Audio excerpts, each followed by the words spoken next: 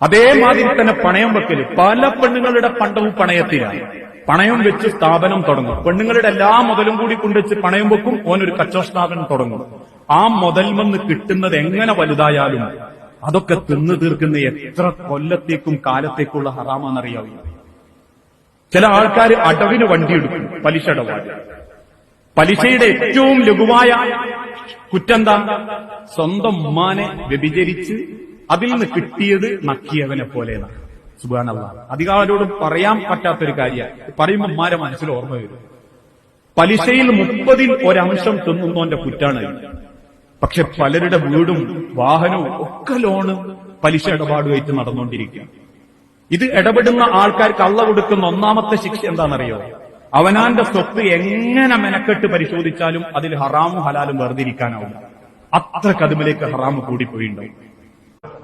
ഒരു വിശ്വാസി അവന്റെ ജീവിതത്തിൽ ഇത് ഹറാമാന്ന് ബോധ്യപ്പെട്ട് കഴിഞ്ഞാൽ പിന്നെ അതുമായിട്ടൊരു അഡ്ജസ്റ്റ്മെന്റ് അവനുണ്ടാവില്ല. അവിടെല്ലേ ഇവിടെല്ലേ, ഓലി ചെയ്യാറില്ലേ, അവരെ കാണാറില്ലേ, അതൊന്നും ഇല്ലാണ്ട് ഇപ്പോഴത്തെ കാലഘട്ടത്തിൽ നടക്കുവോ, അങ്ങനെയല്ലേ ഇങ്ങനെയല്ലേ എന്ന് പറയുന്ന ഒരു മനസ്സുണ്ടല്ലോ, അതൊരു വിശ്വാസിക്ക് ഉണ്ടാവില്ല. സമിഅ്നാ വഅതഅനാ, ഞാൻ കേട്ടു, ഞാൻ അനുസരിച്ചു.